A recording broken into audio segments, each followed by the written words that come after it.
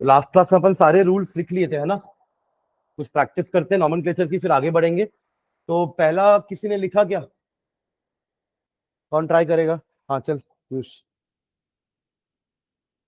Bracket क्यों?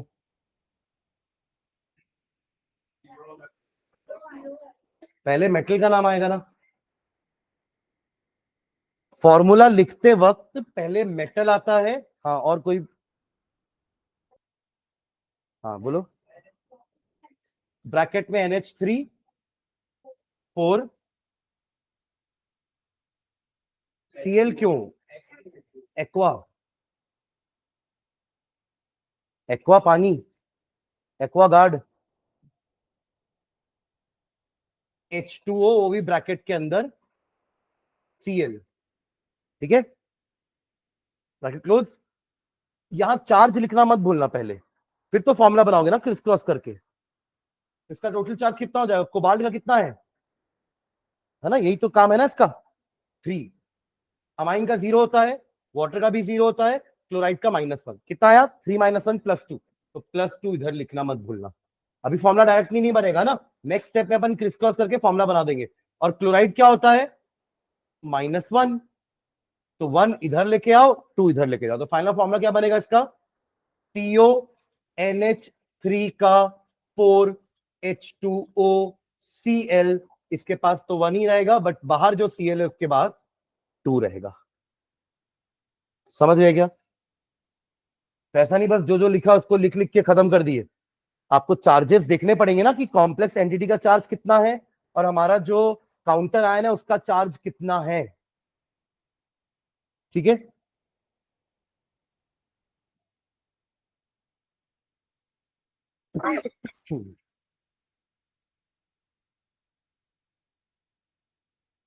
तो second, हाँ।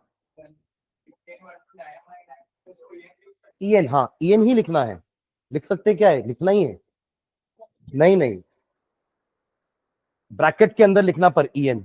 Abbreviated ligands are written in the bracket. Polyatomic ligands are also written in the bracket. भले वो एक हो या दो हो या कितने भी हो, पर ब्रैकेट में ही लिखे जाएंगे। हाँ ये आया क्या श्री में? तू तो पढ़ चुका है ये वाला, दूसरी बार पढ़ रहा है तू मुझसे यही चीज। हाँ बता जल्दी इसका।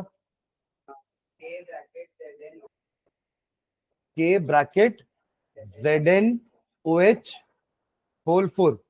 बस खत्म।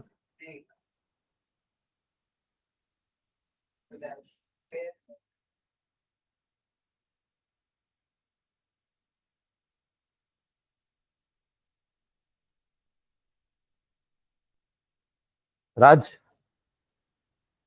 K2 होगा। हाँ तो बता क्यों नहीं रहे थे? जेड का Zn का +2 है, देखा ना? देखो ब्रैकेट में लिखा है जिंकेट। और ये जिंकेट क्यों है समझ गया ना? क्योंकि ये एन है अभी, इससे मैंने बाद में लिखा है कॉम्प्लेक्स पार्ट। यहाँ कॉम्प्लेक्स पार्ट पहले था, काउंटर आयन बाद में। यहाँ काउंटर आयन पहले, कॉम्प्लेक्स आयन बाद में। क्यों? क्योंकि कॉम्प्लेक्स आयन आपका एन आयन है। कैसे पता चला एन आयन है? जिंकेट देख करके। और नहीं तो भी बाद में लिखा है तो एन आयन ही होगा ना। पहले जो लिखा रहता है वो क्या टैन होता है? तो K1+ होता है, जिंक का +2, हाइड्रोक्साइड -1 होता है, ऐसे 4 है तो -4। कितना हो गया चार्ज? -2। ये 2 इधर आएगा, ये 1 इधर, तो फॉर्मूला क्या बनेगा? K2ZnOH का 4 सेकेंड। ठीक है, चलो थर्ड। आयुष है?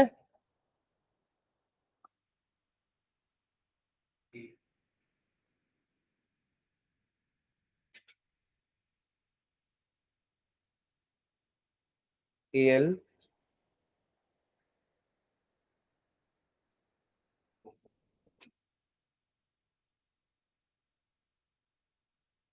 ये ना ऑक्सिलेट हो भाई, ऑक्सिलेट।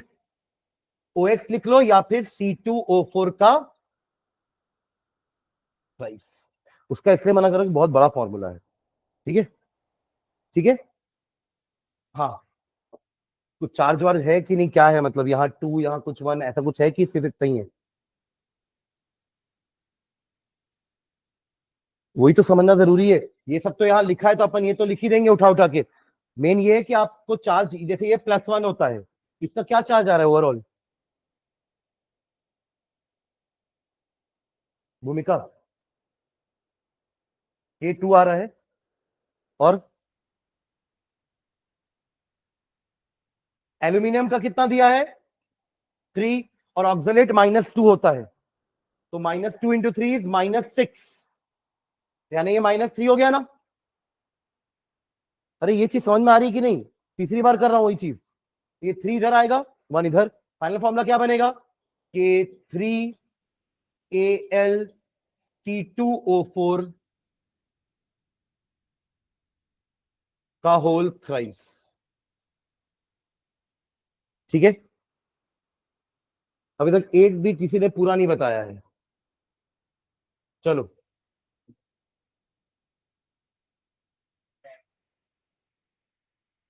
ब्रैकेट के अंदर, हाँ, CO, ठीक है, Cl2, ठीक है, En2 बिस लिखते हैं ना, क्योंकि इसके इसके पास खुद का डाई है, तो सामने डाई नहीं लगाते, क्या लगाते हैं? बिस लगाते हैं। तो En2 को भी ब्रैकेट के अंदर, और चार्ज वार्ज कुछ -3। नेगेटिव कैसे होगा? आप खुद बताओ, कोबाल्ट लिखा है, कोबाल्टेट लिखा है क्या? तो नेगेटिव कैसे हो सकता है? ये कॉम्प्लेक्स आयन है, पर कैट आयन है, एन आयन नहीं है। एन आयन होता तो जिंकेट 8 लिखा रहता ना, एल्यूमिनेट 8 लिखा रहता, यहां लिखा है कोबाल्टेट, तो ये डेफिनेटली कैट आयन है। और नहीं समझना है तो आप चार्जेस फिर मतलब गड़बड़ प्लस किए हो। कोबाल्ट का कितना है? 3, -2, और ये तो 0 होता है, +1 आ रहा है बस। क्या आ रहा है? +1। 1 लिखने की जरूरत नहीं है, प्लस लिख के छोड़िए तो अंडरस्टूड है कि 1 है। कोई डाउट है तो पूछिए। क्या? क्यों नेगेटिव आ रहा था भाई? कैसे आया -3? बता दो मेरे को, क्या किया तो -3 आ गया? 3 कहां से आ गया पता पहले? किसको क्या लेके चल रहा था? ये न्यूट्रल लाइगेंड है, ठीक है। चलो लास्ट ई, एक भी पूरा नहीं बताया अभी तक किसी ने भी। चलो अनुष्का या सीमा।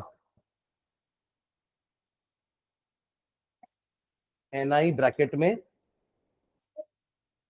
फिर ब्रैकेट CO, ओ बड़ा बड़ा छोटा, छोटा,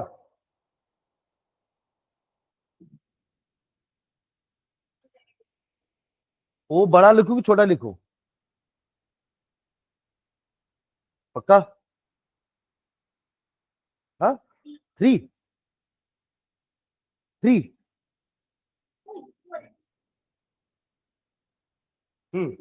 बस, ऊपर चार्ज 0 रहेगा ना? चलो, डन। समझ में आ रहा है कि नहीं?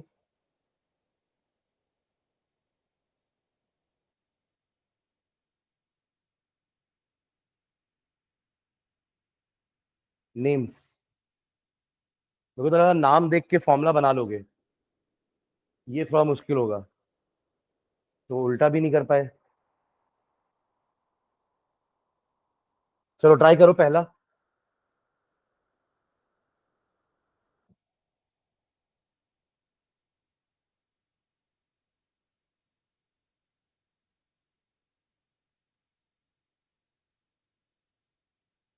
हाँ, नाइट्रीटो, नाइट्रो भी लिख सकते हो, अब ये तो NO2 है ना। ONO होगा तो आप नाइट्रीटो लिखो, NO2 होगा तो आप नाइट्रो लिखो, या फिर नाइट्रीटो N लिखोगे, क्योंकि ये नाइट्रो से कनेक्टेड, N से कनेक्टेड है ना, तो नाइट्रो लिख दो, कोई दिक्कत नहीं है। ON होगा तो नाइट्रीटो होगा।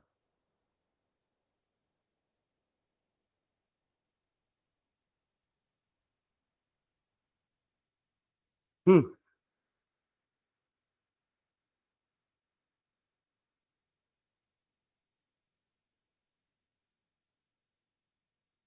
कुछ नहीं है, मतलब इसका भी ओवरऑल चार्ज क्या है? 0 ही है।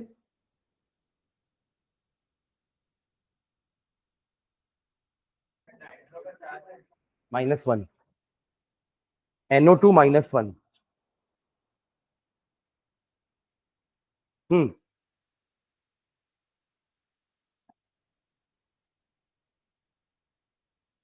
राज। हाँ बस वही, मेटल का नाम पहले मत लिखना है ना, लिखते वक्त नाम लिखते वक्त लाइगेंड्स पहले आएंगे, मेटल का नाम लास्ट में आएगा। फॉर्मूला लिखते वक्त मेटल पहले आएगा, लाइगेंड बाद में आएगा। ठीक है, तो चालू होगा हमारा नाम डाई अमाइन से, वो भी डी स्मॉल लेटर रहेगा। चलो प्रणव का आंसर आया डाई, अमीनो नहीं होगा, अमाइन होगा। डाई अमाइन क्लोरिडो, है ना, diamine, not amino, diamine chlorido nitro. हो गया, सारे लाइगेंड्स हो गए। Diamine chlorido nitro platinum हो गया खत्म, कि कुछ और करना बचा है? कि हो गया? उसका वो बताओगे ना, ऑक्सीडेशन नंबर। बताइए कितना होगा ऑक्सीडेशन नंबर? कुछ नहीं है तो ऊपर जीरो है, इसका -1, इसका -1, उधर जाके +2, तो रोमन नंबर में +2। कोई डाउट तो अभी रोकेंगे मुझे, क्या होगा देखो, x plus 0 -1 -1 is equals to 0, तो x इज इक्वल्स टू 2। पक्का? तो देखा वीडियो रुद्र? चलो नेक्स्ट, बी।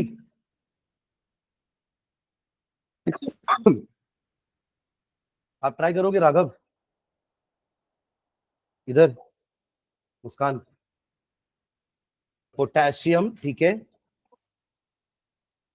पोटेशियम के बाद स्पेस दे करके ट्राई ऑक्सलेटो।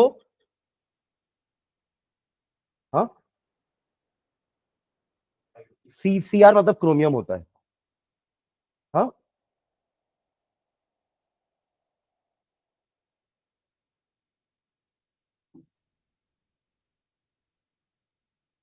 क्रोमेट, क्या लिखेंगे? क्रोमेट, 8 से एंड होगा ना, एनायन है, क्रोमेट। ओके, और ब्रैकेट में क्या रोमन नंबर लिखेंगे ब्रैकेट में? बाकी क्या बोलते हैं? देखो एक स्टेप पीछे ले जाओगे तो ये 3 कहां से आया है, यहां से, यानी -3 चार्ज है उसका, कॉम्प्लेक्स एंटिटी का। सीआर आपको निकालना है तो एक्स, और C2O4 का था -2, तो -6, उधर जाएगा +6, +6 -3 इज 3। कोई डाउट? हाँ आयुष, 3 में समझ में आ रहा है? चलो सी देखो,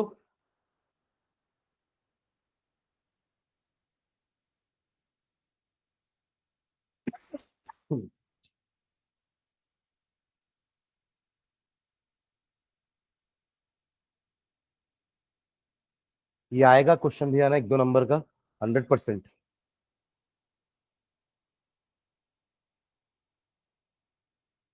कौन ट्राई करेगा?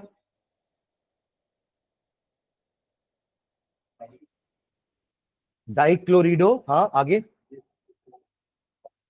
डाइक्लोरिडो बिस, ब्रैकेट के अंदर इथेन 1,2 डाई अमाइन कोबाल्टी, कोबाल्टेट तो नहीं लिखेंगे ना, कोबाल्ट, ब्रैकेट में, तो निकालो ना। हम्म, 3 आ रहा है?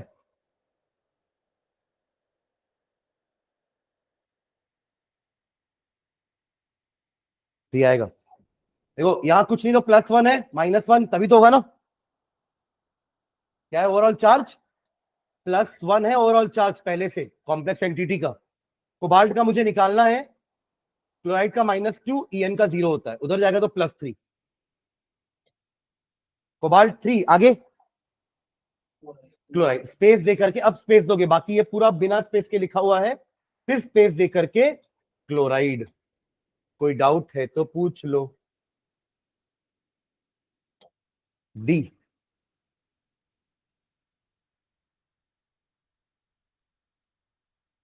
CO3 कार्बोनेट होता है, ठीक है, CO3 2 नेगेटिव पढ़ते हैं ना, carbonate, sodium carbonate, calcium carbonate, magnesium carbonate.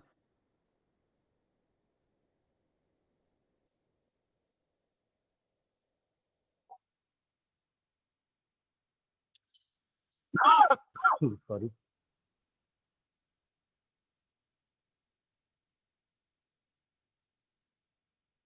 Anushka. हाँ, क्या बोले? अच्छा, कर रहे हो।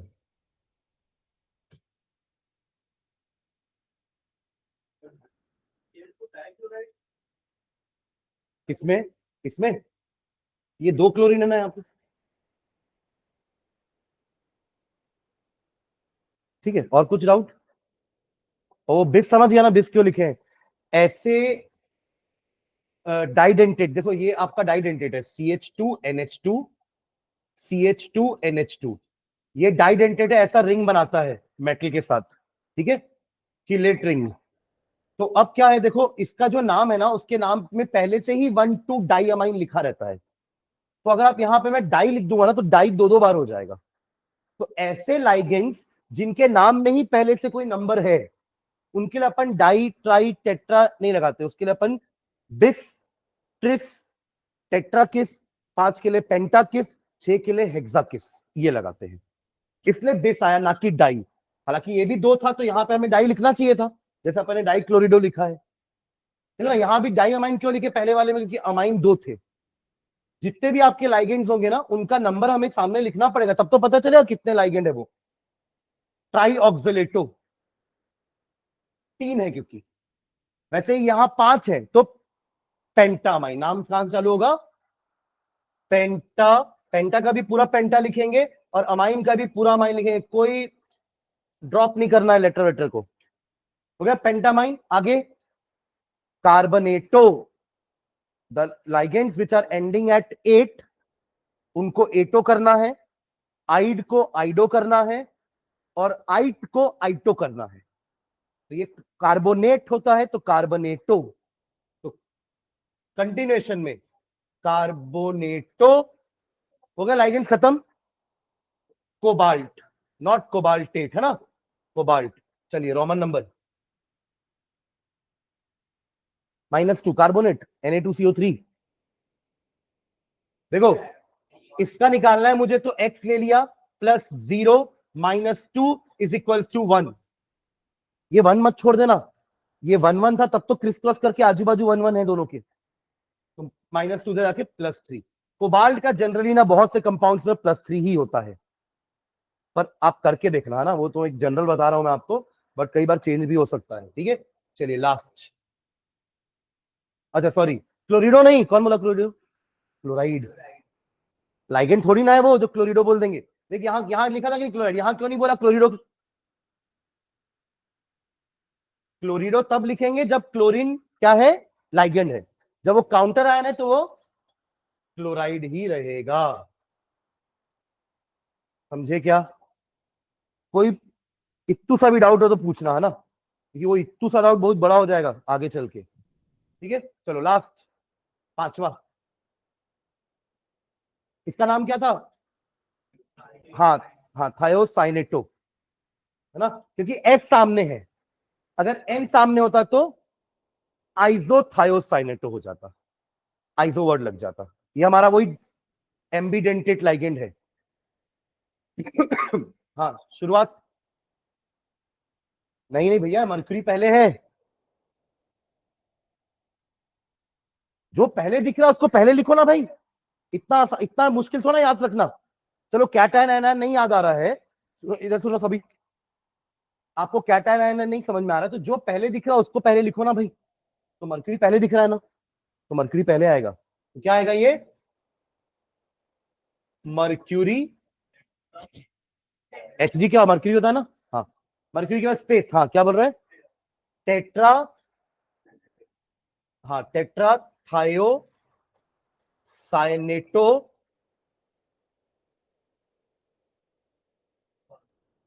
कोबाल्टेट। थोड़ी सी गलती भी पूरा नाम को खराब कर देगी, समझ रहे हो क्या? इसके नाम को भी और मेरे नाम को भी, है ना। कोबाल्टेट, कोबाल्टेट, हाँ, ब्रैकेट में वो भी -1 होता है, SCN -1। तो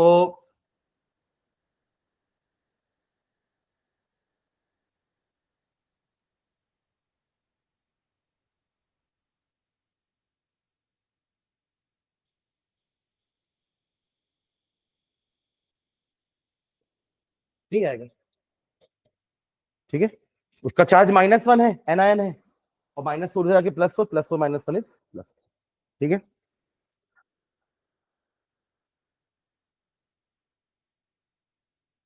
ठीक है, पर Hg+1 नहीं होता है, क्योंकि अपन फॉर्मूला लिखते हैं ना, HgCl2 होता है, तो एक्चुअली Hg+2 होता है। तो अगर Hg+2 है तो इस पूरे एंटिटी का चार्ज भी -2 होगा। समझ रहे हो क्या बोल रहा हूं? तो अगर ये -2 है तो ये उधर जाकर के +4, तो 2 होगा ये। देखो अभी बोल रहा था, अभी अपन को दूसरा वाला मिल गया कोबाल्ट, अभी बोल रहा था ना कोबाल्ट का लगभग 3 होता है हर बार, बट निकाल लेना, कभी कुछ और भी हो सकता है, तो ये वो अभी हो गया, यही होगा। हाँ, ठीक है। मर्क्यूरी टेट्राथायोसाइनेटो कोबाल्टेट 2, ठीक है। तो Hg का याद रखेंगे, Hg+2 होता है। वैसे जैसे सिल्वर आपका ये टिन +2 होता है, ठीक है। लेड भी होता है तो +2 होता है, Pb2+, ठीक है।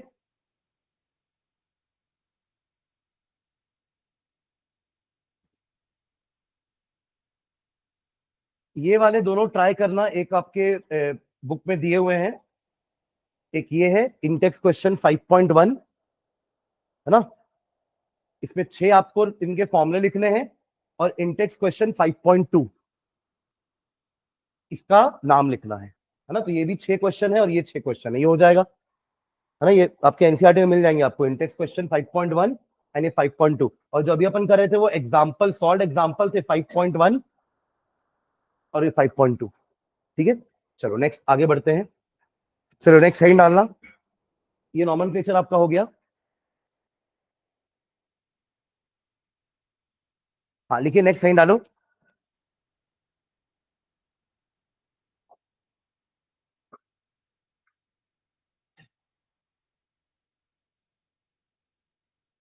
Isomerism, isomerism in coordination compounds. Isomerism पढ़े ना अपन, आइसोमर्स क्या होते थे?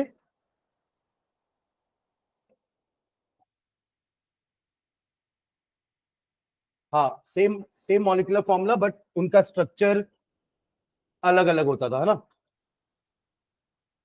उसमें पढ़ते थे अपन ऑर्गेनिक में, ठीक है। तो आइसोमेरिज्म इन कोऑर्डिनेशन कंपाउंड लिखो इसमें, to or more substances having, to or more substances having, two or more substances having the same molecular formula, the same molecular formula, two or more substances having the same molecular formula but structural different structural or spatial arrangements, different structural और spatial, SPATIAL, special यानी कि space में, spatial arrangement, special मत लिख देना, हाँ, SPATIAL, spatial arrangement are called isomers. Two or more substances having same molecular formula but different structural और spatial arrangements are called isomers। जैसे आपको याद है सिस और ट्रांस, कैसा था सिस और ट्रांस, किसी को याद है? जैसे एक एग्जांपल बता रहा हूं आपको मैं, ब्यूट टू इन हम बनाते थे, ब्यूट टू इन, देखो ना ये 4 कार्बन स्ट्रेट कंटिन्यूस में है ना, तो ये ब्यूट टू इन होगा, आया ना, ठीक है। ये आपका CH3 है ना, CH3 ओके। इसी का एक और बनाऊंगा मैं, जहां पर ये दोनों कार्बन एक ही साइड पे है, लाइक दिस, और दोनों हाइड्रोजन एक ही साइड पे है, तो ये हो गया आपका स्ट्रेट चेन, मतलब कंटिन्यूस चेन। तो ये भी ब्यूट टू इन है, ये भी ब्यूट टू इन है, बट फर्क क्या है? स्पेशल अरेंजमेंट में, है ना। यहां दोनों सी एक दूसरे के ऑपोजिट है, दोनों H एक दूसरे के ऑपोजिट है, यहाँ पे दोनों सी एक ही साइड पे है, दोनों H एक ही साइड पे है। तो जब अपोजिट होते हैं तो अपन वर्ड यूज करते हैं ट्रांस, और जब एक ही साइड पे होते हैं तो वर्ड यूज करते हैं सिस। तो इसका नाम है trans but two ene, cis but two ene. तो ये हो गया स्पेशल अरेंजमेंट कि स्पेस में उनका अरेंजमेंट कैसा है। और एक तो स्ट्रक्चर ही अलग हो जाता है, जैसे कि ये आपने लिख दिया, ये हो गया आपका 2 क्लोरोपेंटेन, और ये मैंने लिख दिया 1 क्लोरोपेंटेन, ये तो स्ट्रक्चर ही अलग हो गया। इसको आप स्पेशल अरेंजमेंट मत बोलना, क्योंकि यहाँ पे क्लोरीन सेकेंड कार्बन पे है और यहाँ पे क्लोरीन फर्स्ट कार्बन पे है। तो ये होता है कि स्ट्रक्चर अलग हो जाना, और ये होता है कि स्पेस में अरेंजमेंट अलग हो जाना। दोनों ही आइसोमर कहलाते हैं। ठीक है, ओके। चलो इसका क्लासिफिकेशन करते, नीचे लिखेंगे coordination compound show two main types of isomerism. Coordination compounds show two main types of isomerism. Two main types of isomerism. First लिखेंगे structural. First structural isomerism and second stereo isomerism. क्योंकि अपन ने दो चीजें लिखी ना, स्ट्रक्चर एंड स्पेशल अरेंजमेंट। तो structure वाले से डील करेगा स्ट्रक्चरल आइसोमेरिज्म, और स्पेशल अरेंजमेंट वाले से डील करेगा आपका स्टीरियो आइसोमेरिज्म। ठीक है, चलो फर्स्ट लाइन डालना, स्ट्रक्चरल आइसोमेरिज्म। स्ट्रक्चरल आइसोमेरिज्म, ठीक है, इसमें लिखेंगे this arises due to the this arises due to the this arises due to the difference in structures difference in structures of coordination compounds। difference in structures of coordination compound, हम बार बार coordination compounds बोल रहे हैं ना, आप इसको short में complex भी बोल सकते हो ना। Coordination compounds are also known as complex. ठीक है, हाँ। Due to difference in structure of coordination compounds, full stop, they are further divided into 4 types. They are further divided into 4 types. मतलब स्ट्रक्चरल आइसोमर भी 4 type के हैं। सबसे पहले लिखेंगे A, ionization isomerism. Ionization isomerism, ionization isomerism, ionization isomerism. ठीक है, इसका एक एग्जांपल पहले समझो, फिर हम डेफिनेशन लिखते हैं इसकी। जैसे इमेजिन करिए आपका कोबाल्ट है, यहाँ पे आपका 5 अमाइन लगा हुआ है, पेंटामाइन है ये, है ना, और एक लगा हुआ है लेट्स से ब्रोमाइड। ठीक है, तो पेंटा अमाइन ब्रोमिडो कोबाल्ट, है ना, और बाहर है आपका सल्फेट SO4। ठीक है, एक ये बन गया, और दूसरा इसी का एक आइसोमर बना रहा हूं, जिसमें अंदर तो 5 अमाइन है, पर अब सल्फेट अंदर है और ब्रोमीन बाहर है। तो स्ट्रक्चर डिफरेंस हो गया ना। मतलब ये यहां पर काउंटर आयन था, ये यहाँ पे लाइगेंड है, और यहाँ भी ये लाइगेंड था, ये काउंटर आयन बन चुका है।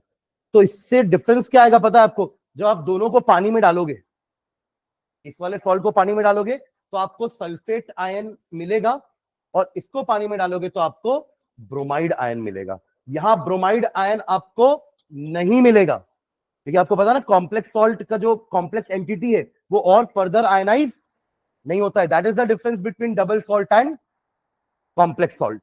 समझ रहे हैं क्या? और यहां आपको सल्फेट आयन नहीं मिलेगा। तो आप लोग केमिस्ट्री में अलग अलग टेस्ट पढ़ते हो ना, अलग अलग आयन के टेस्ट। जैसे आप लोग को नाइट्रेट वाला टेस्ट था, वो ब्राउन रिंग टेस्ट होता है। तो हर आयन का एक टेस्ट होता है जिससे आप पहचानते हो कि ये पर्टिकुलर आयन बना है। तो यहां पे ये वाला कंपाउंड ब्रोमाइड आयन का टेस्ट नहीं देगा, और ये वाला कंपाउंड सल्फेट आयन का टेस्ट नहीं देगा, क्योंकि इस कंपाउंड को पानी में डालने पर सल्फेट तो आया ही नहीं, और इस कंपाउंड को पानी में डालने पर ब्रोमाइड आयन नहीं आया। तो कैसे ये आपका ब्रोमाइड का टेस्ट दे देगा?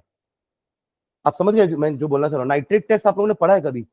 Brown ring test, test tube में एक ब्राउन रिंग आ जाती है। अगर आपका सॉल्ट नाइट्रेट सॉल्ट है तो उसका टेस्ट होता है brown ring test.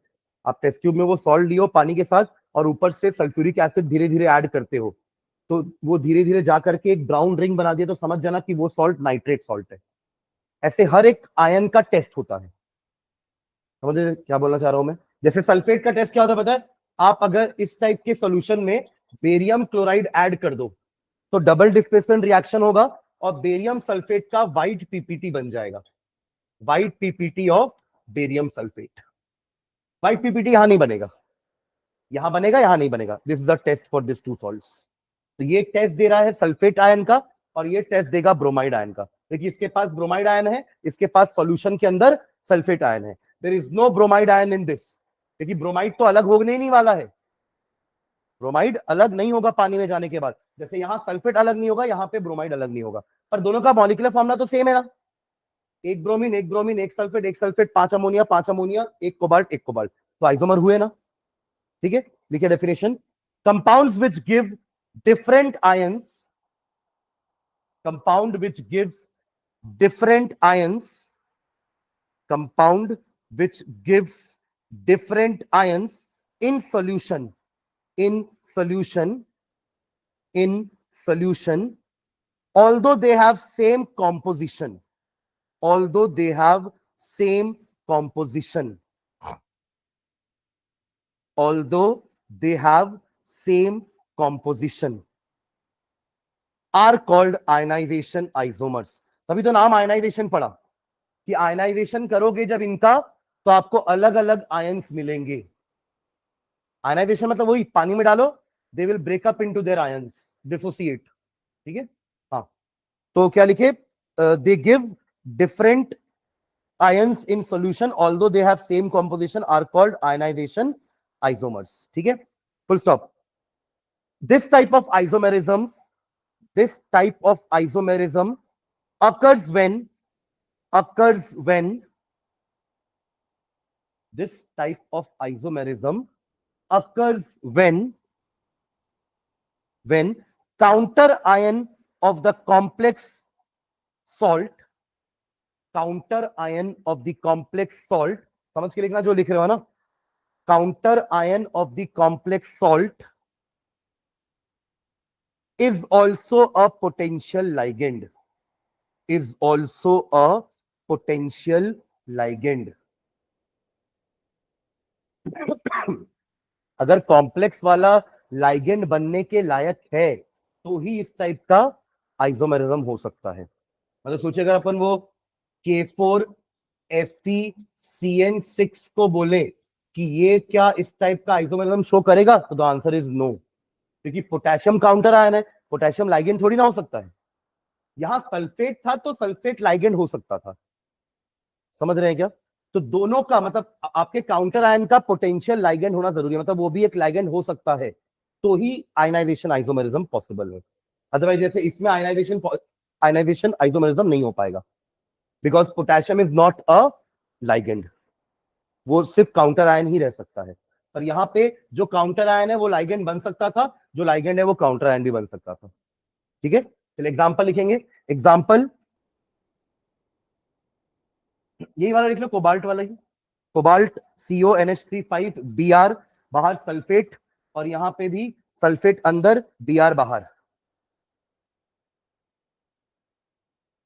This and this are ionisation polymer, ऐसा लिख लेना फॉर्मूला, इसका फॉर्मूला एंड इसका formula, are ionisation polymers, sorry isomers, ionisation isomers.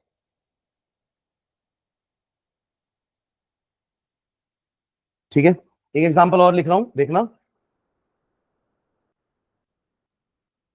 PT platinum NH3 का 4 एंड OH का ट्वाइस, और बाहर काउंटर आयन है आपका SO4। यही बन सकता है ना? SO4 अभी तो अपन SO4 का अंदर किए थे, तो SO4 का अंदर कर देना, OH ट्वाइस को बाहर कर देना। ठीक है, SO4 अंदर, OH ट्वाइस बाहर।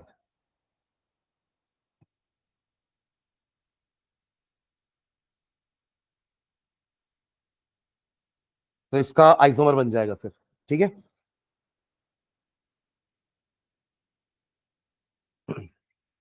चलो नेक्स्ट, सेकेंड टाइप का आइसोमेरिज्म लिखना बी। ये ए था आपका आयनाइजेशन आइसोमेरिज्म, बी लिखेगा सॉल्वेट और hydrate isomerism. Solvate, SOLVATE, solvate या उसी को बोल रहा हूं मैं, और हाइड्रेट आइसोमेरिज्म। लिखे इसमें आइफन डाल करके।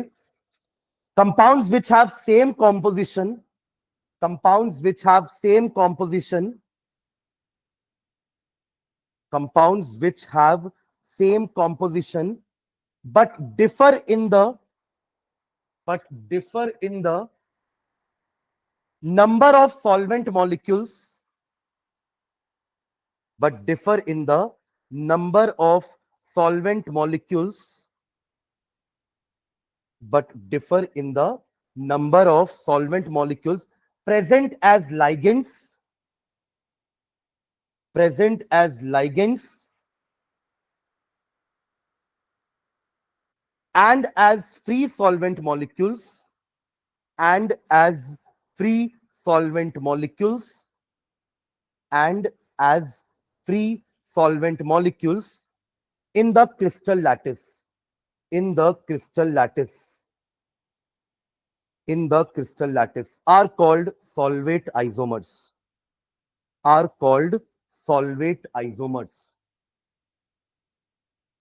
Full stop. If the solvent is water, if the solvent is water, if the solvent is water, then it is known as hydrate isomers.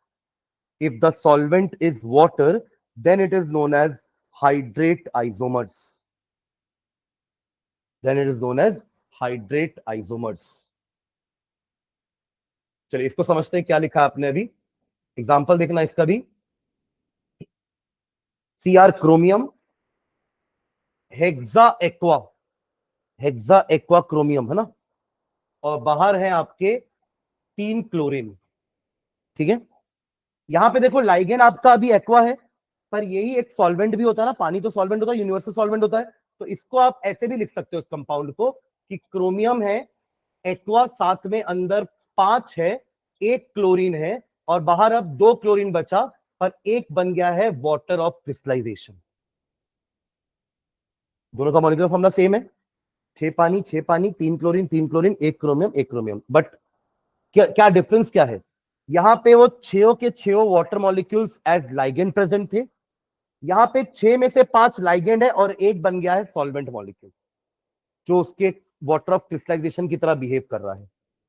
एक और इसका स्ट्रक्चर कैसा बन सकता है, एक और H2O को बाहर कर दो और एक Cl2 को अंदर ले लो, मतलब एक Cl को और अंदर ले लो, अब एक Cl बचा बाहर और पानी हो गए 2। तो ये तीनों आइसोमर्स हैं आपस में।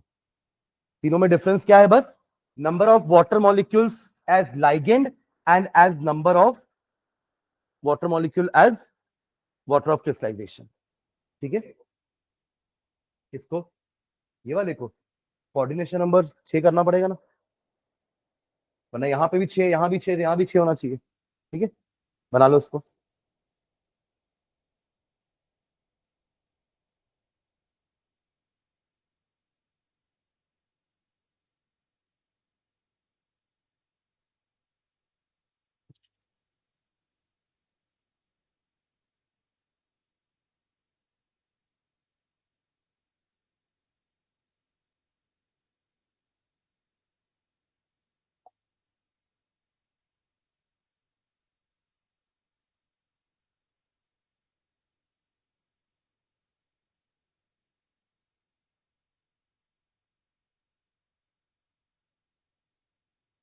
हो गया।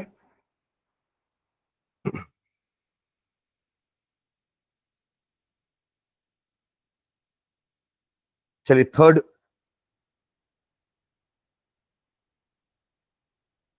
Linkage isomerism. Linkage, linkage LINKAGE, linkage isomerism. ये भी स्ट्रक्चरल का ही पार्ट है ना। C third type, linkage isomerism. Linkage isomerism. अब लिंकेज का मतलब है ये हमारे जो एम्बिडेंटेट होते थे ना, वो लोग शो करेंगे कि अगर सीएन से अटैच है तो ऐसा रहेगा कुछ मेटल के साथ, और स्ट्रक्चर वाइज अगर एन से अटैच है तो एनसी रहेगा, तो स्ट्रक्चर चेंज हो गया ना। तो ये वाले कौन शो करेंगे? जिनके पास एम्बिडेंटेट लाइगेंड होना चाहिए। ठीक है, जैसे पहला वाला कौन शो करेगा? जिसका काउंटर आयन एक पोटेंशियल लाइगेंड बन सके, तभी वो आयनाइजेशन आइसोमर बनाएंगे। सेकेंड वाला कब होगा? जब वाटर मॉलिक्यूल होंगे या कोई सॉल्वेंट मॉलिक्यूल होगा। और थर्ड वाला कब पॉसिबल है? जब उसमें एम्बिडेंटेट लाइगेंड्स होने चाहिए, तभी लिंकेज का फर्क होगा। किसी में लाइगेंड सी से लिंक हो रहा है, किसी में सेम लाइगेंड एन से लिंक हो रहा है, दो अलग अलग स्ट्रक्चर बन गए ना। ठीक है, तो लिखो इसमें हाइफन डाल के, this type of isomerism occur in compounds, this type of isomerism occur in compounds, this type of isomerism occur in compounds containing ambidentate ligands, containing ambidentate ligands, containing ambidentate ligands, containing ambidentate ligands, that is ambidentate ligands के बाद comma डाल के लिखो, that is ambient ligand होते क्या है? ये एक यूनिडेंटेड लाइगेंड ही होते हैं, but having more than one donor atom. पर एक बार में तो कोई एक ही डोनेट करता है, तो that is when more than one atom, that is when more than one atom, when more than one atom in a unidentate ligand, in a unidentate ligand, in a unidentate ligand may function as a donor, may function as a donor, may function as a donor। ठीक है, चलिए इसका ना example मैं आप लोग को नाम दे रहा हूं, फॉर्मूला आप लोग लिखेंगे। ठीक है, तो नाम लिख लो पहले, एग्जांपल में लिखो, नाम पहले लिखो, आप लोग फॉर्मूला बनाएंगे पर इसका ना। लिखिए नाम, पेंटा अमाइन नाइट्रीटो कोबाल्ट 3 आयन, पेंटा अमाइन नाइट्रीटो कोबाल्ट 3 मतलब कौन सा 3 बोल रहा हूं मैं? रोमन वाला ना, जो ब्रैकेट के अंदर होगा। 3 आयन, आयन देखो कई बार होता है, अभी अभी अपन ने देखा ना कि कई में काउंटर आयन नहीं लिखे हुए थे, पर अगर ऊपर चार्ज होगा ना तो अपन को लास्ट में आयन लिखना है। जैसे Na पॉजिटिव को आप क्या बोलते हो? सिर्फ सोडियम थोड़ी ना बोलते हो, सोडियम आयन बोलते हो ना। तो इन द सेम वे आप इसको भी नाम में क्या लिखोगे? आयन। अगर कंपाउंड नहीं है तो ये आयन होगा, तो इसलिए नाम में आयन लिखना है। ठीक है, हाँ चलिए, और इसका ही आइसोमर का नाम क्या होगा?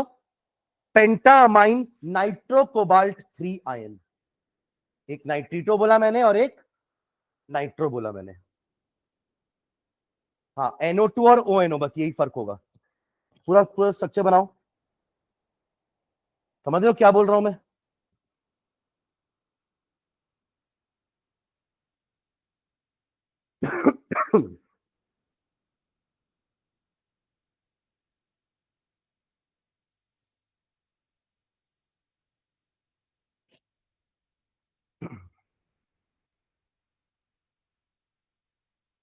बना फॉर्मूला?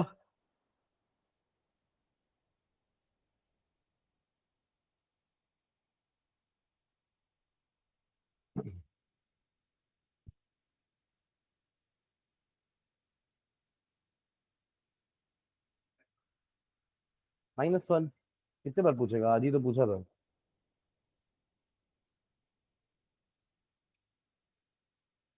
बना फॉर्मूला? क्या बना मैंने? पेंटामाइन नाइट्रीटो और एक में नाइट्रो कोबाल्ट 3 आयन, है ना, दोनों में यही था। तो पेंटामाइन है, कोबाल्ट के लिए सबसे पहले CO लिख देंगे, है ना। पेंटामाइन है तो NH3 का 5, और ब्रैकेट के अंदर NO2, पहले नाइट्रो बोला था ना मैंने, NO2। ऊपर क्या चार्ज आ रहा है? हाँ, क्या NO2 पहले नाइट्रीटो बोला था क्या? तो ये लो, ठीक है, NO, ये NH3 का 5 ONO। हाँ, चार्ज बताओ ना ओवरऑल। +2 है ना। देखो क्यों, इसका दिया है 3, इसका होता है 0 और इसका होता है -1, तो +2 दोनों में रहेगा ऊपर, तभी आपका कंप्लीट माना जाएगा ना नाम, मतलब फॉर्मूला, सॉरी, नाम में आयन लिखा है ना, मतलब आयन तो दिखाओगे, कुछ ना कुछ आयन होगा, पॉजिटिव होगा या नेगेटिव होगा, ठीक है।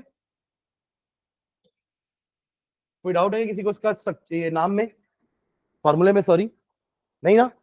अब लिंकेज देखो कैसा होता है, कोबाल्ट आपका सेंट्रल मेटल एटम है, 6 लाइगेंड है, और यानी कि कोऑर्डिनेशन नंबर कितना है, 6, coordination number is 6, coordination number 6 के लिए स्ट्रक्चर क्या बनता है, ऑक्टाहेड्रल, जिसमें उसी प्लेन में 4 लाइगेंड होंगे लाइक दिस, और 2 लाइगेंड होंगे प्लेन के ऊपर और नीचे, तो 4 ऐसे हैं, एक ऊपर है और एक नीचे है, और मेटल तो बीच में है, मेटल उस स्क्वायर के बीच में है, square bipyramidal, also known as octahedral, ठीक है। तो अब यहां पे देखो 5 तो अमोनिया ही है, तो एक ये हो गया अमाइन, एक ये हो गया अमाइन, एक ये हो गया अमाइन, ये हो गया आपका चौथा अमाइन, ये आप 5वां अमाइन, और ये हो जाएगा आपका NO2। Overall charge is what, +2। अब बस पूरा सेम रहेगा, यहां पे ONO2 की, NO2 की जगह ONO आ जाएगा, तो लिंकेज का फर्क होगा, किसके साथ लिंकेज का फर्क होगा, मेटल के साथ, मेटल के साथ इस वाले कंपाउंड में N लिंक कर रहा है और इस वाले कंपाउंड में O लिंक कर रहा है, तो स्ट्रक्चर अलग हो गया ना भाई, ठीक है। चलो लास्ट फोर्थ टाइप का डी, डी तो देखो हर टाइप का आइसोमेरिज्म के लिए कुछ ना कुछ कंडीशन है, आप समझ रहे हो ना। ये वाला तभी पॉसिबल है जब एम्बिडेंटेड होगा, एम्बिडेंटेड और कौन कौन से होते हैं हमारे, CN वाला है ना, जहां पे C से होगा तो लिंक, तो आप ये साइनो बोल रहे हो, साइनो बोल रहे हो, N से होगा तो आइसो बोलोगे, फिर एक आपका SCN वाला हो गया, है ना, SCN या NCS, ठीक है।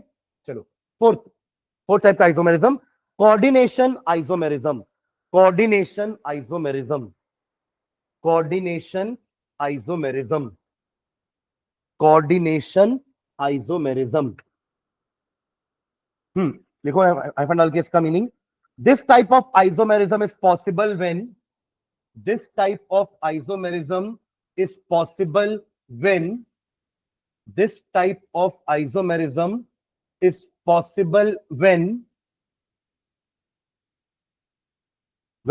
both positive and negative ions, both positive and negative ions, both positive and negative ions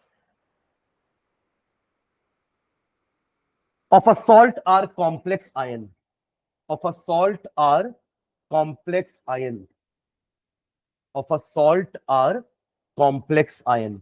अभी तक अपन ने एक भी कंपाउंड ऐसा देखा नहीं है ना, क्या बोल रहे हैं ये, कैटायन और एनायन दोनों ही कॉम्प्लेक्स हो, मतलब दोनों ब्रैकेट हो स्क्वायर ब्रैकेट में। अभी तक अपन काउंटर आयन तो नॉर्मल वाला ही देखे हैं, पर ऐसा भी हो सकता है कि दोनों ही, यानी कि कैटायन भी और इसके साथ जो एनायन है वो भी कॉम्प्लेक्स एंटिटी हो, लाइक दिस, पॉसिबल है, तब इस टाइप का आइसोमेरिज्म होगा। क्या लिखे, this type of isomerism is possible when both positive and negative ions of a salt are complex ions and the two of them differ in the, and the two of them differ in the, and the two of them differ in the distribution of ligands, two of them differ in the distribution of ligands, distribution of the ligands in the cation and the anion, in the cation and the anion, in the cation and in the anion। Example समझते हैं, आपको और clear होगा। CONH3 का 6, इसका नाम बताओ जल्दी से,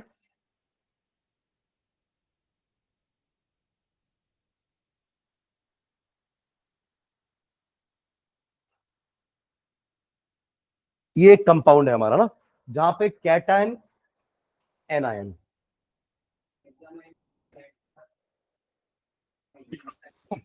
पहले कैटायन ये है ना हमारा, तो हेक्सा अमाइन कोबाल्ट, है ना, और इधर क्या, अभी चार्जेस अगर देखते हैं अपन ना, इधर क्या होगा, हेक्सा साइनो क्रोमेट, क्रोमेट क्योंकि वो एनायन है, ठीक है। अब क्रोमियम ये आपका देखो -6 है, क्रोमियम जनरली +3 होता है ना, तभी तो ये ओवरऑल -3 होगा, और कोबाल्ट लगभग +3 होता है, तो +3 -3 कट के तो दोनों का चार्जेस 1 है ना, मतलब दोनों की वैलेंसी 1 1 है, यहाँ भी 1 है, यहाँ भी 1 है, तो एक्चुअली में दोनों ही +3 है, तो दोनों का आपको वो लिखना पड़ेगा oxidation number in the bracket Roman number में। अब इसका कोऑर्डिनेट, इसका आइसोमर कैसा बनेगा समझना, इसका आइसोमर कैसा बनेगा। आपको क्या दिख रहा है कि कोबाल्ट के साथ लाइगेंड कौन है, अमोनिया, 6 है ना, 6 इसके साथ भी है, 6 उसके साथ भी है, एक्सचेंज हो जाएंगे, मतलब कोबाल्ट के साथ साइनाइड चला जाएगा और क्रोमियम के साथ अमोनिया आ जाएगा, तो ओवरऑल मॉलिक्यूलर फॉर्मूला तो सेम है ना पूरे कंपाउंड का, बट लाइगेंड का डिस्ट्रीब्यूशन चेंज हो गया, जो लाइगेंड पहले क्रोमियम के साथ था अब वो कोबाल्ट के साथ चला जाएगा, जो कोबाल्ट के साथ था वो क्रोमियम के साथ चला जाएगा। तो इसका बनाओ तो चलो आइसोमर कैसे बनेगा।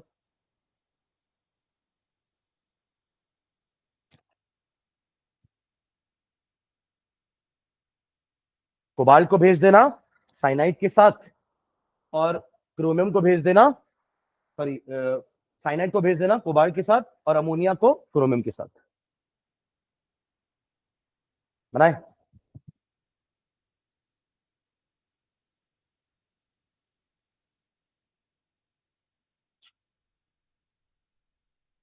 पूरा गड़बड़ है वो, है ना। चेक करो, थोड़ा थोड़ा सा दिमाग लगाओ।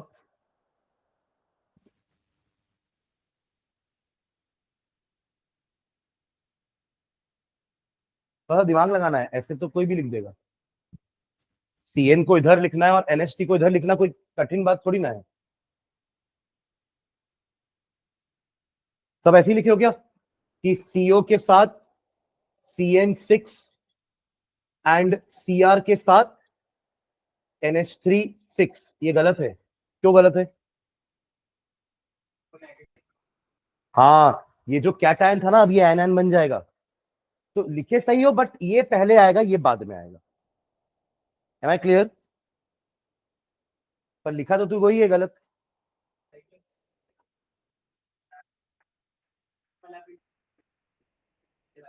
आप समझेंगे नहीं क्या बोला मैंने। देखो, CN आपका नेगेटिव लाइगेंड है, अगर वो इसके साथ मिक्स होगा तो +3 -6 मिलके -3 हो जाएगा, तो फिर उसको सामने नहीं लिख पाएंगे, क्योंकि पहले तो कैटायन ही आता है ना, तो इसका सही फॉर्मूला क्या बनेगा आपका कि Cr, नो डाउट Cr के साथ अमाइन आएगा, बट Cr अब बन जाएगा आपका कैटायन, तो CrNH3 6 and cobalt CN6।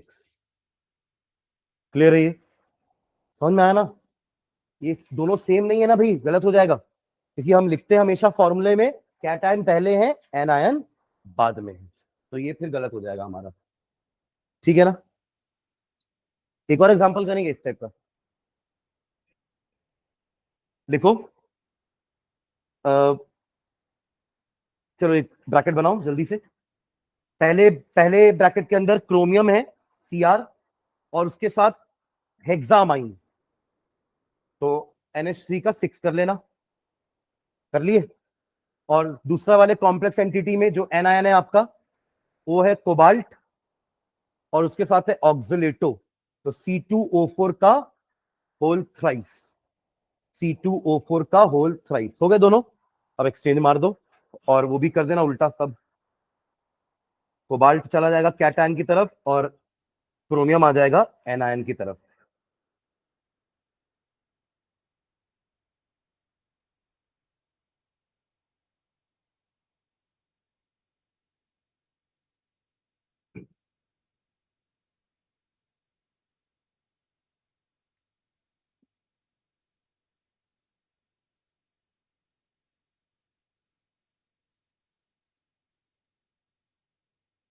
Done.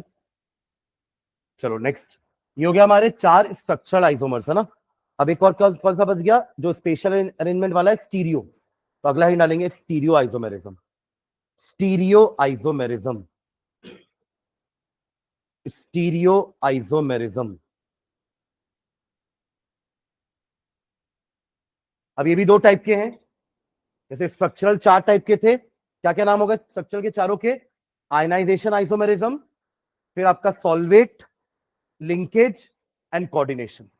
सबका अपना अपना कंडीशन था कि आयनाइजेशन तभी होगा जब हमारा काउंटर आयन भी एक लाइगेंड बनने के लायक है, तो हम अंदर बाहर कर देंगे, जो अंदर था उसको बाहर, जो बाहर था उसको अंदर। ठीक है। सेकेंड वाला तब पॉसिबल है जब हमारे पास सॉल्वेंट मॉलिक्यूल्स भी प्रेजेंट है वाटर की तरह, तो हम वाटर को अंदर रखेंगे तो लाइगेंड की तरह बिहेव करेगा, बाहर रखेंगे तो वो, देखो वाटर तो काउंटर आयन नहीं बन सकता ना, वाटर तो न्यूट्रल मॉलिक्यूल है, तो वाटर कैसे काउंटर आयन बन जाएगा? काउंटर आयन का तो कुछ पॉजिटिव या नेगेटिव चार्ज होना चाहिए ना, जैसे के positive, Br negative, SO4 2 negative, carbonate का CO3 2 नेगेटिव। तो इसको लिंक, ये मत समझना कि ये भी आयनाइजेशन है कि सर आपने H2O को बाहर किया और आपने एक क्लोरीन को अंदर ले लिया, तो अब अभी भी तो आयनाइजेशन अलग अलग होगा। नहीं, वाटर तो आपका सॉल्वेंट है, वाटर काउंटर आयन थोड़ी ना है। आप समझ लो मैं क्या बोल रहा हूं? ठीक है। और थर्ड वाला लिंकेज तभी पॉसिबल है जब एम्बिडेंटेट होंगे, और फोर्थ वाला तभी पॉसिबल है जब दोनों कॉम्प्लेक्स एंटाइटी होंगे। कैटायन भी कॉम्प्लेक्स होना चाहिए और एनायन भी कॉम्प्लेक्स होना चाहिए, तभी आप लाइगेंड्स का डिस्ट्रीब्यूशन चेंज कर सकते हो। इसके लाइगेंड इसको दे दिए, इसके लाइगेंड इसको दे दिए। ठीक है। चलिए, तो अब इसमें भी दो टाइप के करेंगे, स्टीरियो में हाइफन डाल के लिखेंगे। स्टीरियोआइसोमेरिज्म arises on account of stereoisomerism arises on account of stereoisomerism arises on account of different positions and arrangement of ligands in space.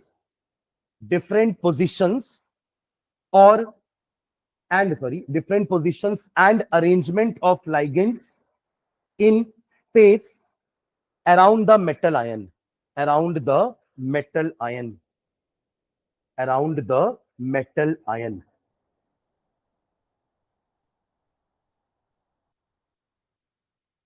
ठीक है।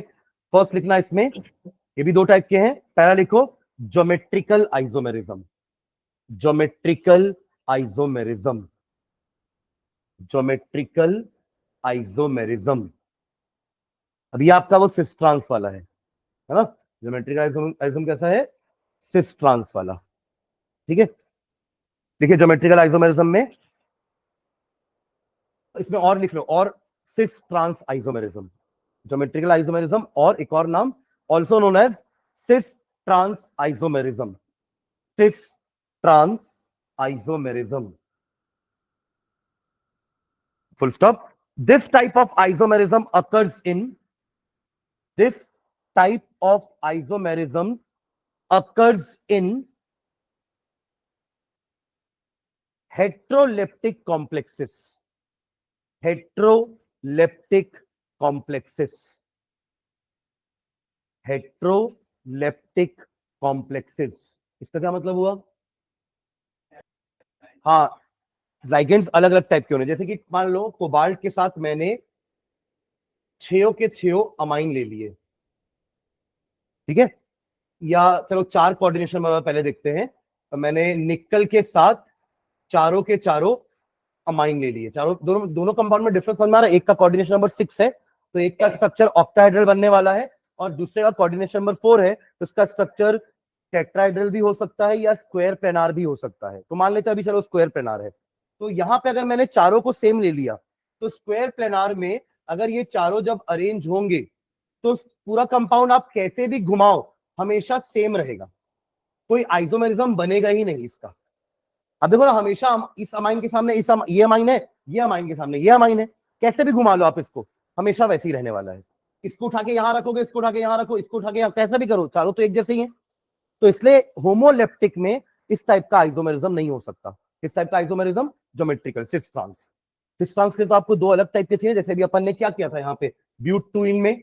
ब्यूट-टू-इन में आपने कैसे देखा था कि ब्यूट-टू-इन में कैसे हो रहा था सिस, ये आपका सिस और ट्रांस, जब दोनों अलग अलग चीज थे। कहाँ किया था मैं एग्जाम्पल, बताया था ना ब्यूट-टू-इन, डिलीट हटा दिया क्या उसको मैं? हाँ शायद मैं डिलीट कर दिया उसको। तो ब्यूट-टू-इन में आपने देखा था ना कि कार्बन में 2 मिथिल ग्रुप थे और 2 हाइड्रोजन थे, तो अलग अलग मेंबर्स थे अटैच। तो आप उनका स्पेशल अरेंजमेंट चेंज करोगे तो कभी मिथिल के सामने मिथिल आ जाएगा तो वो अपोजिट हो गया ट्रांस, और अगर मिथिल के बगल में मिथिल आया तो वो सिस हो जाएगा। ठीक है। बट ऐसा हमारे किसमें पॉसिबल नहीं है? होमोलिप्टिक में पॉसिबल नहीं है, हेट्रोलिप्टिक चाहिए हमें। जैसे अब ये वाले एग्जांपल में अगर मैं कुछ चेंजेस करता हूं, जैसे कि 4 में से मैं 2 को निकल है, साथ में 2 अमाइन रखता हूं और चलो 2 क्लोरीन ले लेता हूं। अगर ये होता, अब हो गया heteroleptic, having 2 different type of ligands. Coordination number दोनों का 4-4 है, कोऑर्डिनेशन नंबर चेंज करने नहीं बोल रहा हूं मैं, कोऑर्डिनेशन नंबर दोनों का 4 है, बट यहाँ पे वो चारों को कौन सेटिस्फाई कर रहा है, एक ही टाइप का अमाइन, बट यहाँ पे वो चारों कोऑर्डिनेशन नंबर को कौन सेटिस्फाई कर रहा है, 2 अलग टाइप के लाइगेंड्स। ठीक है, अब इसका स्ट्रक्चर कैसे बनेगा, देखो निकल, यहाँ पे हो गया आपका अमाइन, यहाँ पे हो गया एक अमाइन, और ये दोनों हो गए आपके Cl।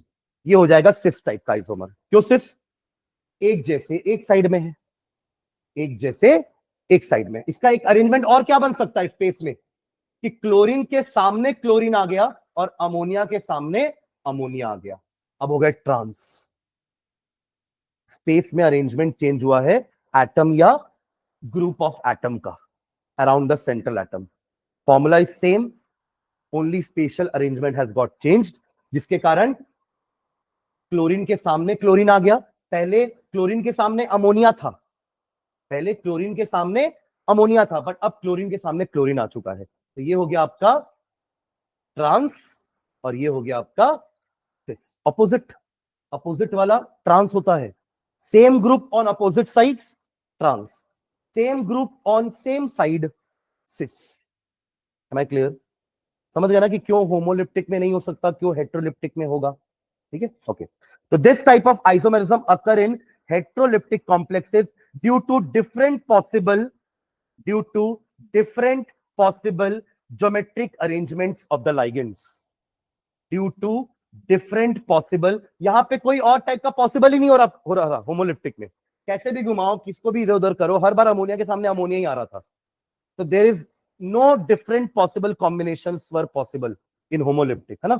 हाँ, तो क्या लिखे, in heteroleptic complexes due to different possible geometric arrangements of the ligands, due to different possible geometric arrangements of the ligands, full stop। when two identical groups, अब सिस और ट्रांस कब बोलते हैं उसको भी लिख लेते हैं, when two identical groups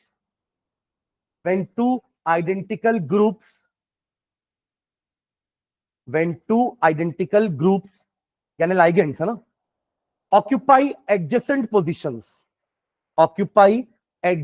positions, adjacent समझते हैं ना, नेबर। अब जैसे यहां पे आप नहीं बोल सकते ना कि अमोनिया का एडजेसेंट अमोनिया है, नहीं है, अमोनिया के एडजेसेंट में क्लोरीन है, समझ रहे हैं क्या, क्लोरीन के एडजेसेंट में अमोनिया है। तो यहां पे आपका ये कैसा है, एडजेसेंट नहीं है, same group, opposite group adjacent में है। ठीक है, हाँ, तो क्या लिखे, when two identical groups occupy adjacent positions the isomer is called cis, the isomer is called cis, the isomer is called cis, and when arranged opposite to one another, and when arranged opposite to one another, and when arranged opposite to one another, the isomer is called trans, the isomer is called trans, the isomer is called trans, full stop।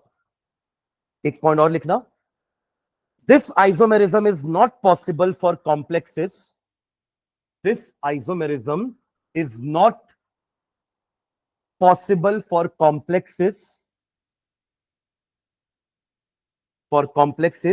with coordination number 2 and 3, with coordination number, this type of isomerism is not possible for complexes with coordination number 2 and 3, 2 and 3।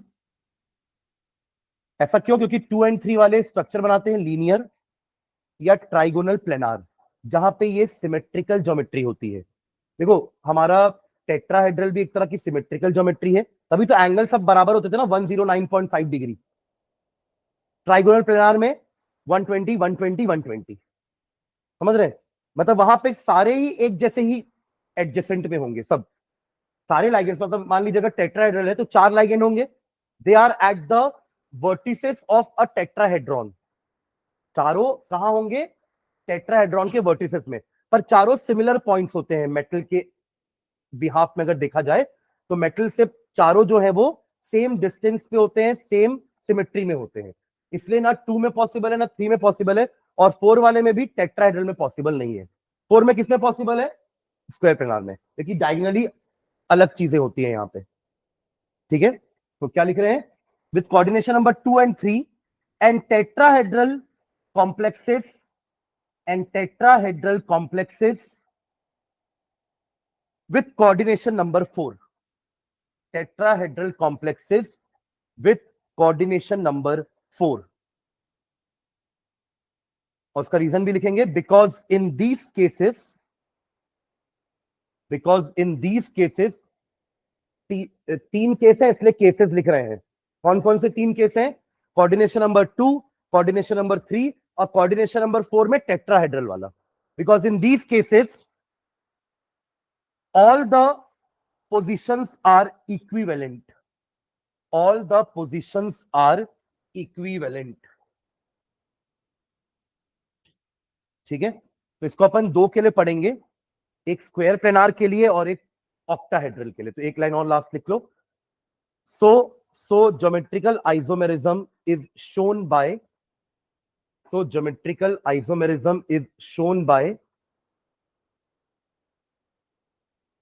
square planar complexes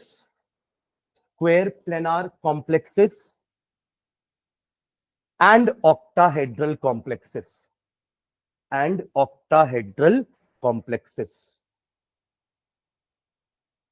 square planar complexes जिनका coordination number 4 होगा, और octahedral complexes जिनका coordination number 6 होगा।